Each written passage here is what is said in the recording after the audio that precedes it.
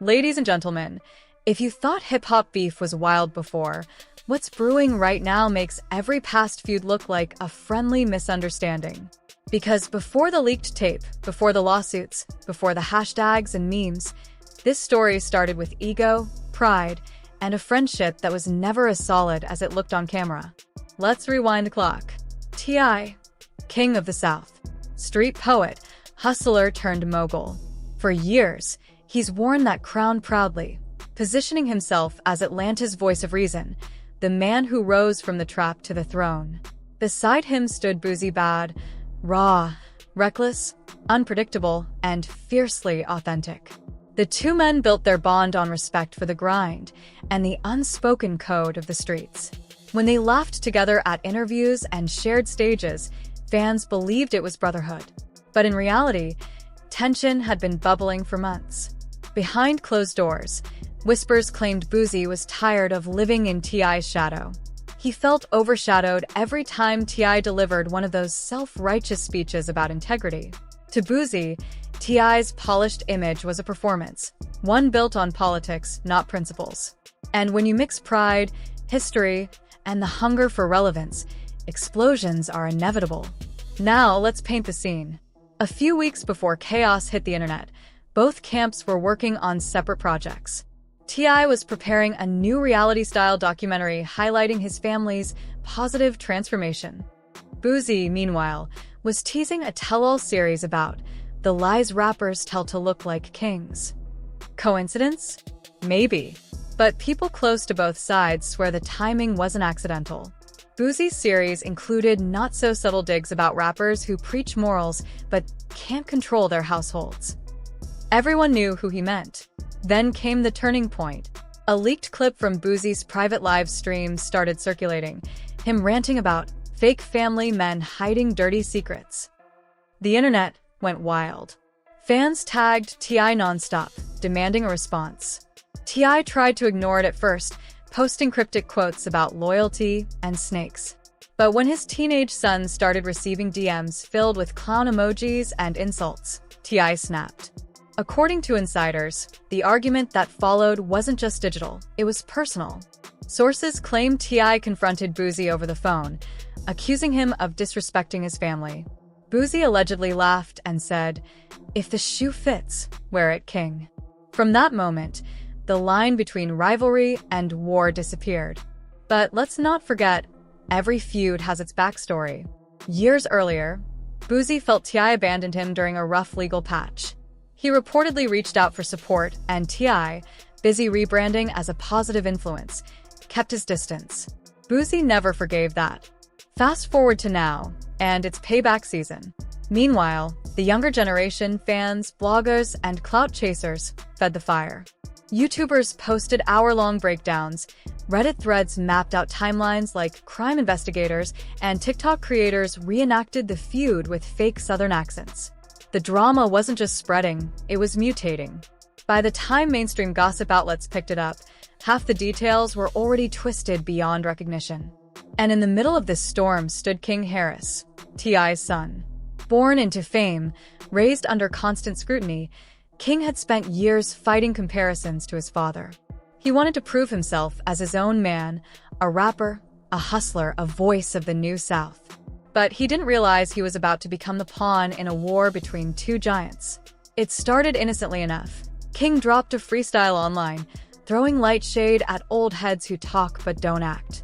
Fans thought it was harmless bravado until Boosie reposted the clip with a laughing emoji. That tiny spark reignited everything. T.I., furious that Boosie was mocking his son, reportedly sent a message through mutual friends, "Keep my kid's name out your mouth." Boosie's response? "Tell your kid to stop acting grown." From there, every social post, every story, every podcast appearance became ammunition. Rumors claimed Boosie had dirt on the Harris family. Others whispered T.I. was using his connections to silence critics. It felt like hip-hop Game of Thrones, alliances, betrayals, and secret moves behind velvet curtains. Then something darker began circulating. Screenshots, blurred images, alleged evidence of a private recording involving King. Most people dismissed it as internet fabrication. But inside industry circles, phones started ringing. Managers warned their artists to stay out of Atlanta business. Journalists received anonymous tips with encrypted attachments. Something real was brewing, and everyone could feel it. T.I. caught wind of the whispers before the public did. According to one insider, he spent nights calling lawyers and tech experts, trying to track the source of the leak. When early findings suggested the material might connect back to someone in Boosie's network, T.I. lost it. He reportedly smashed his phone during a heated meeting, shouting, "They're trying to ruin my bloodline." That's when the tone changed. What started as online trash talk now looked like sabotage. T.I. began dropping hints of a setup on his podcast appearances. Boosie, ever the troll, started mocking him live. Setup? Man, I ain't got time to plan my breakfast, let alone your downfall. The internet lapped it up, but behind the laughter was a ticking bomb. Let's talk about motivation, because in hip-hop, nobody moves without a reason. For T.I., this was about pride, protecting the empire he'd built and the family brand he'd turned into currency. For Boosie, it was about revenge and attention. He knew controversy sold, and nothing draws eyeballs like taking shots at royalty. The problem? Both men underestimated how fast the game could turn lethal once personal boundaries were crossed. By midweek, hashtags like #KingVsBoosie and #RoyalRumbleATL trended across platforms. Bloggers posted side-by-side breakdowns of the rapper's reactions. Old clips resurfaced, T.I. mentoring his son, Boosie boasting about exposing fake kings. Every piece of history became a clue in a digital investigation that millions were participating in. And then, the moment everything flipped, the night of the leak. Around midnight, a few cryptic posts appeared on niche forums hinting at a video that would end a dynasty. At first, no one believed it. But within hours, fragments of the supposed clip started circulating in private group chats. By sunrise, gossip pages were exploding. The phrase T.I. tape was trending globally. No one knew what was real or fabricated, but that didn't matter. The narrative had already been written by the crowd. Boosie leaked something devastating, and T.I. was in damage control mode. Behind the scenes, chaos. Legal teams scrambling, publicists drafting emergency statements, family members crying in back rooms. Friends begged T.I. to stay offline, but pride wouldn't let him. He jumped on social media, voice trembling with fury, calling the situation an orchestrated setup meant to destroy my legacy. Those words would define the scandal. Because once you invoke the word setup, you create a new storyline, one bigger than evidence, bigger than truth. Suddenly, fans split into camps. Some swore Boosie was the villain. Others claimed T.I. was hiding something darker.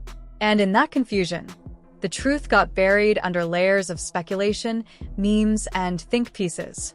Industry insiders whispered that the tape wasn't just a leak, it was bait. A digital trap designed to lure T.I. into public meltdown mode. And if that was the plan, it worked perfectly. Every emotional rant, every accusatory post fed the algorithm and made the story grow. Meanwhile, Boosie doubled down on chaos. He posted laughing emojis, cryptic captions like, "The streets always win," and clips of himself blasting music in his car. Whether guilty or not, he understood one thing better than anyone. In the attention economy, silence is death. By the weekend, the internet was split down the middle. Half the crowd chanting, "Protect the king," the other half tweeting, "Boosie did nothing wrong." Talk shows picked it up. Morning radio hosts debated loyalty versus hypocrisy. Even comedians jumped in with sketches. The line between entertainment and tragedy blurred completely. And through it all, King Harris, the person at the heart of this mess, stayed silent. No posts, no comments, no appearances. Friends said he was devastated, hiding from the spotlight that had once felt like home. The damage was done before he even had a chance to speak. So here we are, a feud that started with pride, escalated with ego, and detonated with betrayal. A story where everyone's pointing fingers, nobody's clean, and the internet is the only winner. But make no mistake, this isn't over. Because what's coming next isn't just backlash, it's full-scale fallout. When the so-called setup becomes public evidence, when the receipts start dropping, when lawyers, sponsors, and investigators start connecting the dots, that's when this saga transforms from gossip to history. So buckle up, because if you think the first round was wild, what's coming next will redefine what it means to play dirty in hip-hop's royal court. Music builds to fade.